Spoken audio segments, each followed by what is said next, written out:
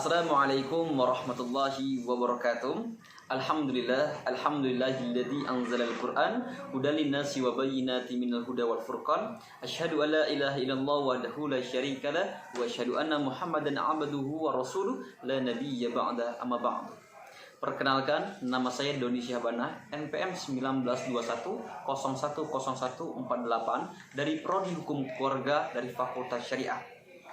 Tujuan saya membuat video ini untuk memenuhi tugas UAS mata kuliah Hukum Perdata Internasional yang diampu oleh dosen Pak Idrus Al-Ghifari, SHMH.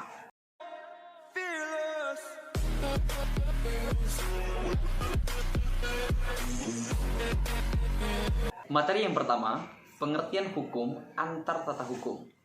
Hukum perdata internasional di Indonesia menurut Profesor Gow Gyong Siong dipergunakan istilah hukum antar tata hukum, yaitu di mana beberapa sistem hukum bertemu dengan posisi atau kedudukan yang sama. HPI adalah hukum nasional, bukan internasional. Sumbernya hukum nasional, hanya saja dalam HPI ada unsur asingnya. Jadi, HPI merupakan hukum perdata internasional atau nasional untuk hubungan-hubungan internasional. Sumber hukumnya, hukum nasional, hubungannya, fakta-faktanya memberikan sifat internasional atau asas nasionalitis. Sumber dari HPI adalah hukum nasional. Materi yang kedua, yakni titik-titik pertalian. Pengertian titik-titik pertalian atau titik taut dalam HPI biasa juga disebut dengan istilah Belanda connection, faktor atau point of connect. Titik-titik atau titik pertanian adalah hal-hal atau keadaan-keadaan yang menyebabkan berlakunya suatu setelan hukum. 2. Titik pertalian primer adalah faktor-faktor atau keadaan-keadaan atau sekumpulan fakta yang melahirkan atau menciptakan hubungan HPI.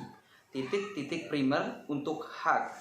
Golongan rakyat, titik laut, atau titik pertalian primer adalah faktor-faktor dan keadaan-keadaan yang menciptakan persoalan.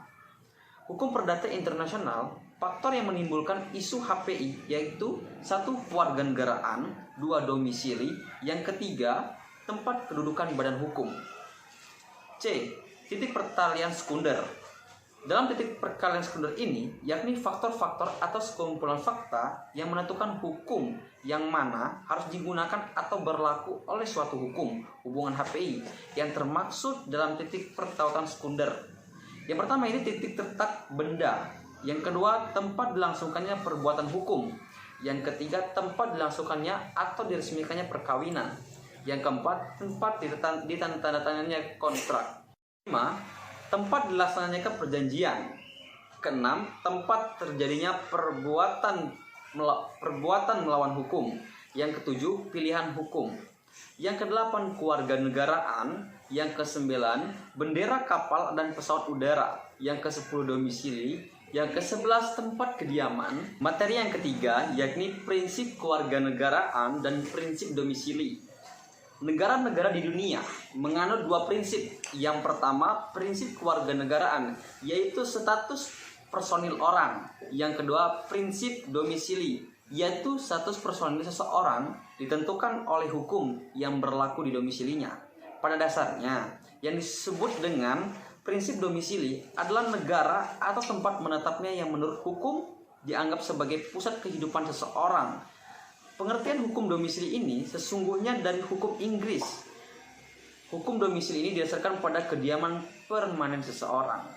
Materi yang keempat, yakni penunjukan kembali renvoi.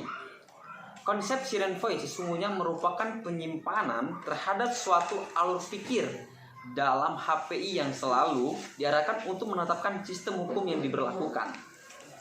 Pada prakteknya, pengadilan dapat memutuskan perkara HPI dengan berdasarkan kaidah-kaidah hukum internal.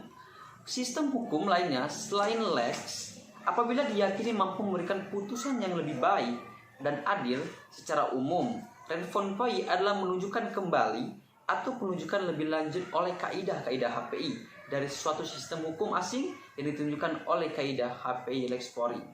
Materi yang kelima, yakni kualifikasi hukum perdata internasional. Di dalam HPI, masalah kualifikasi merupakan salah satu masalah yang sangat penting karena dalam suatu perkara HPI selalu terjadi kemungkinan pemberlakuan lebih dari satu sistem hukum untuk mengatur sekumpulan fakta tertentu. Kenyataan ini menimbulkan masalah utama yang mana ada di antara sebagai sistem hukum yang relevan. Masalah kualifikasi dalam HPI menjadi lebih rumit dibandingkan proses kualifikasi dalam persoalan-persoalan hukum internasional lainnya. Materi yang keenam yakni ketertiban umum. Ketertiban umum merupakan suatu asas dan standar dibentuk oleh badan pembuat undang-undang atau oleh pengadilan sebagai dasar atau asas yang penting bagi suatu negara dan semua masyarakat. Pengadilan terkadang menggunakan istilah ini untuk membenarkan keputusannya pada saat menyatakan suatu kontrak adalah batal karena bertentangan dengan ketertiban umum dan juga diartikan sebagai kebijakan hukum. Materi yang ketujuh yakni penyelundupan hukum. Istilah penyelundupan hukum adalah suatu perbuatan yang bertujuan untuk menghindari berlakunya hukum nasional sehingga yang bersangkutan memperoleh suatu keuntungan tertentu sesuai dengan keinginannya. Contoh dari penyelundupan hukum. Kasus Edi Malik Major lahir pada April 2007 merupakan anak perkawinan campuran dari ayahnya Fredrik J. Major yang berkewarganegaraan Belanda dari ibunya Maudie Consinedi yang berwarganegara Indonesia, juga merupakan subjek hukum. Materi yang ke-8 yakni pilihan hukum. Pilihan hukum merupakan salah satu ajaran tersendiri di bidang teori hukum HPI.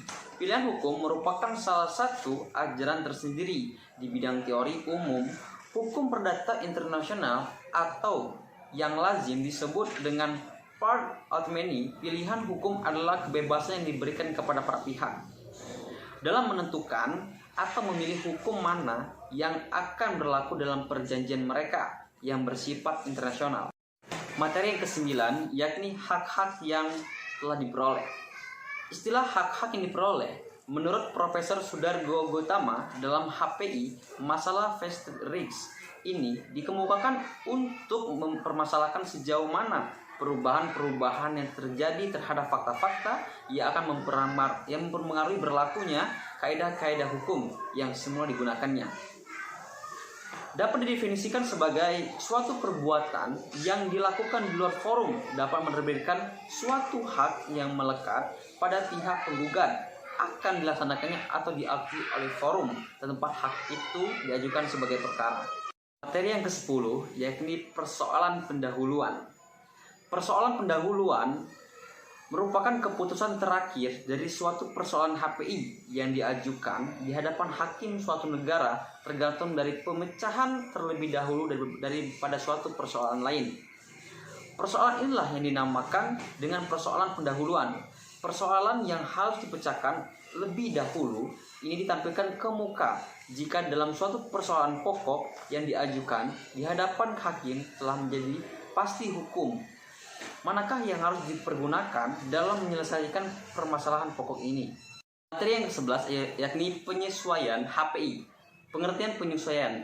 Penyesuaian adalah suatu kegiatan meliputi suatu pengertian hukum asing di dalam pengertian hukum atau terminologinya hukum sendiri. Penyesuaian itu meliputi transposition, substitution, adaptation, dan berdasarkan suatu ketentuan peraturan. Transposition adalah pemindahan transfer dari hubungan-hubungan hukum, perbuatan-perbuatan hukum, atau kenyataan hendak menurut suatu sistem hukum tertentu ke dalam pengertian-pengertian hukum lain.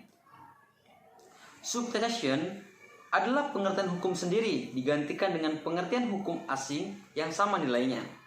Dalam hal ini dilakukan perbandingan hukum.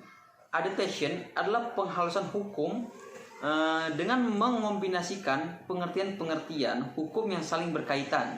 Penyesuaian harus dilakukan berdasarkan suatu ketentuan atau peraturan. Materi yang ke-12, timbal balik dan pembalasan.